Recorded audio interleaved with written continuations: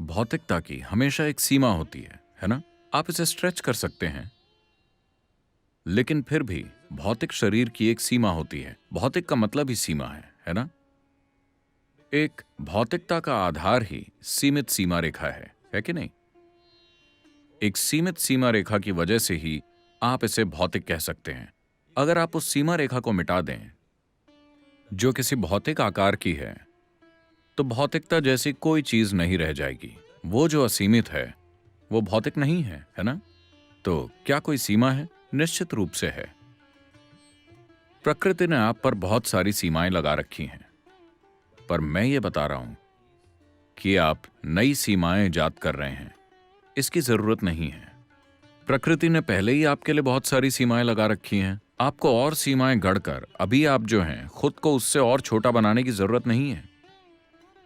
एक इंसान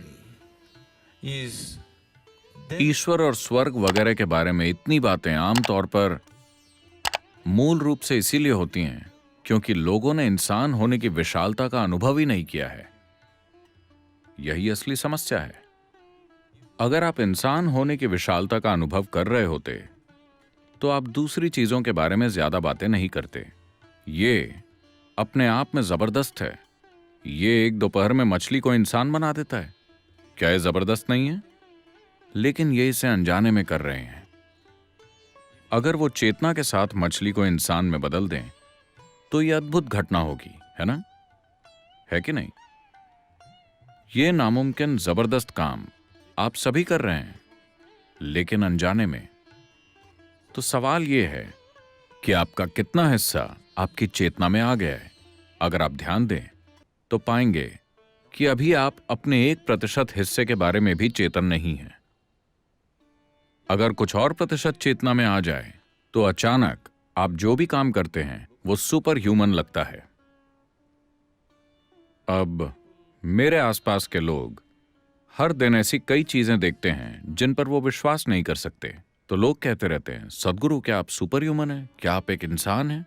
मैं उन्हें याद दिलाता हूं, This is not about being superhuman. This is about realizing being human is super. ये सुपर ह्यूमन बनने के बारे में नहीं है, बल्कि ये समझने के बारे में है कि ह्यूमन होना ही सुपर है। अब मैं आपको एक कहानी सुनाता हूं। एक आदमी में आध्यात्मिक प्यास जाग उठी। उन दिनों जब आध्यात्मिक प्यास जागती थी तो लोग जंगल में चले जाते थे। तो वो जंगल चला गया और उसने बैठकर ध्यान करने के लिए एक अच्छी सी चट्टान ढूंढ ली। वो बैठ गया और फिर उसने देखा कि कुछ ही दूरी पर एक लोमड़ी थी। उसके सामने के दोनों पैर कटे हुए थे। लोमड़ी अपंग थी। शायद किसी शिकारी के जाल में फंसकर उसकी दोनों टांगें कट गई थीं। प्रकृति किसी भी प्रकार की असमर्थता पर दया नहीं दिखाती। असमर्थ लोगों की मदद करना ये काम सिर्फ ये इंसानी समाज की खासियत है। प्रकृति में अगर आप अपना भोजन नहीं जुटा सकते तो आप गए काम से। तो यहां एक लोमड़ी थी जिसके आगे की दोनों टांगें कटी हुई थीं, लेकिन दिखने में वो स्वस्थ और हट्टी कट्टी लग रही थी। उसने ये देखा और वो सोचने लगा कि पैरों के बिना ये लोमड़ी अपना काम कैसे चला रही है। फिर वो बैठ गया। उसे ध्यान लगाना था। उसने जाप शुरू किया। ओम ओम ओम कुछ समय तक चलता रहा। जब शाम हुई उसे एक शेर के गुर्राने की आवाज सुनाई दी। जैसे ही उसने गर्र की आवाज सुनी, ओम गायब हो गया और वो एक पेड़ पर चढ़कर बैठ गया। वो ध्यान व्यान सब भूल गया। फिर शेर अपने मुंह में मांस का एक टुकड़ा दबाए आया और वो टुकड़ा उसने उस अपंग लोमड़ी के सामने रख दिया। लोमड़ी ने वो मांस खा लिया और शेर वहां से चला गया। उस आदमी ने सोचा, ओह, ये तो एक दैवी संदेश है। भगवान मुझसे कुछ कहना चाहते हैं। एक अपंग लोमड़ी को एक खूंखार शेर खाना खिला रहा है। यह सबसे बड़ा चमत्कार है। भगवान मुझे कोई संदेश दे रहे हैं। वो संदेश क्या है, क्या है, क्या है, वो ध्यान लगाना पूरी तरह से भूल गया और सोचने लगा कि वो संदेश क्या है। फिर उसने खुद ही अपना एक संदेश बना लिया। उसने कहा, भगवान मुझसे कहना चाहते हैं कि इस चमत्कारी जंगल में एक अपंग लोमड़ी को भी एक खूंखार शेर खाना लाकर देता है। जब ऐसी व्यवस्था है तो मूर्ख, तू तो आध्यात्म के मार्ग में है, तू क्यों खाने के बारे में सोच रहा है? बस एक जगह पर बैठ, खाना तेरे पास आ जाएगा। तो वो बैठ गया। एक दिन, दूसरा दिन, तीसरा दिन, 6, 7. छठवें सातवें दिन तक वो जिंदा रहने के लिए तड़पने लगा। वो हिल भी नहीं पा रहा था, बिल्कुल कमजोर, तड़प रहा था, लगभग मरने जैसी हालत थी। उस रास्ते से एक योगी गुजर रहे थे। उन्होंने वो आवाजें सुनी। वो उसके पास आए और पूछा, क्या हुआ, तुम्हारी ये हालत कैसे हो गई? आदमी बोला, ओह महान योगी, मुझे एक दैवी संदेश मिला था, मैंने उसका पालन किया और ऐसा हो गया। योगी ने पूछा, क्या हुआ था? आदमी बोला, वहां उस लोमड़ी को देखिए, देखिए वो कितनी तंदुरुस्त है। रोज एक शेर उसके लिए मांस का एक टुकड़ा लेकर आता है और उसे खिलाता है। आपको नहीं लगता कि यह दैवी संदेश है? बताइए, क्या यह सच में दैवी संदेश है? योगी ने कहा, निश्चित रूप से यह एक दैवी संदेश है, लेकिन तुमने एक दयालु शेर के बजाय एक अपंग लोमड़ी की नकल करना क्यों चुना?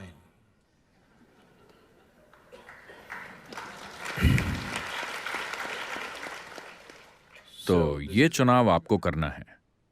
अगर आप एक अपंग लोमड़ी की नकल कर रहे हैं तो एक दयालु शेर आपको चमत्कारी लगेगा। ये कोई चमत्कार नहीं है, ये किया जा सकता है। हाँ, ये किया जा सकता है, इसमें कोई चमत्कार नहीं है। लेकिन इसे देखने के दो तरीके हैं। एक तो ये कि सब कुछ चमत्कार है। अच्छा बताइए, आप जमीन में गंदगी डालते हैं और पेड़ से आम निकल आते हैं, मीठे आम। गंदगी और आमों की मिठास, क्या वो दोनों एक ही चीज हैं? वो एक ही हैं, है कि नहीं? क्या वो दोनों एक नहीं है?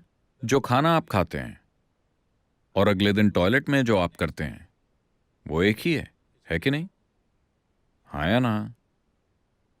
अगर कल आप उस गंदगी को खेत में डालेंगे तो फिर से वो आपका खाना बन जाएगी, है कि नहीं? दोनों एक ही हैं, लेकिन क्या आप दोनों के साथ एक सा बर्ताव कर सकते हैं? नहीं। आपके पास ये समझ होनी चाहिए कि कैसा बर्ताव करें, लेकिन हैं वो दोनों एक ही, है ना? गंदगी से आम बनना, क्या ये चमत्कार नहीं है? मछली को इंसान बनाना, क्या ये चमत्कार नहीं है? हाँ या ना? हर चीज एक चमत्कार है। ये जिंदगी को देखने का एक तरीका है। जिंदगी को देखने का दूसरा तरीका यह है कि कुछ भी चमत्कार नहीं है, सब कुछ कारण और परिणाम के बीच हो रहा है। अगर आपकी दृष्टि इतनी सीमित है कि आप कारण को नहीं देख पा रहे, आपको सिर्फ परिणाम ही दिखाई दे रहा है, तो फिर ऐसा ही होगा।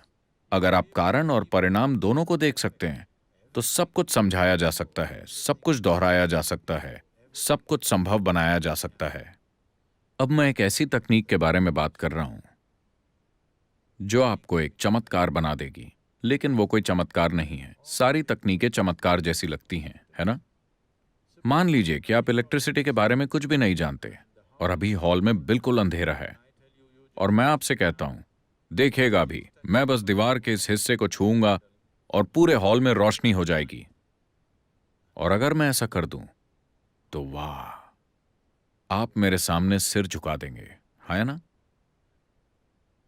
कोई भी चीज जो आपको समझ नहीं आती वो आपके लिए एक चमत्कार है ना? हाँ, कोई भी चीज जिसे आप नहीं समझ पाते वो आपके लिए एक चमत्कार है।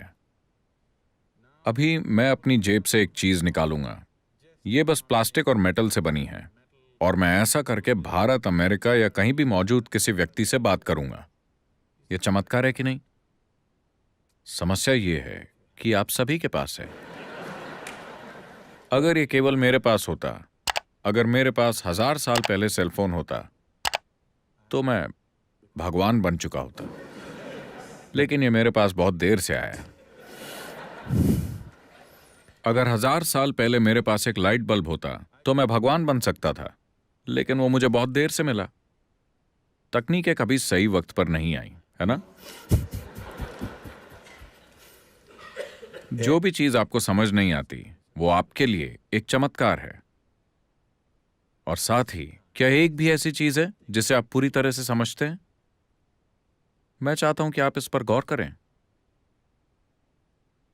क्या आप इस फूल को पूरे तरीके से समझते हैं?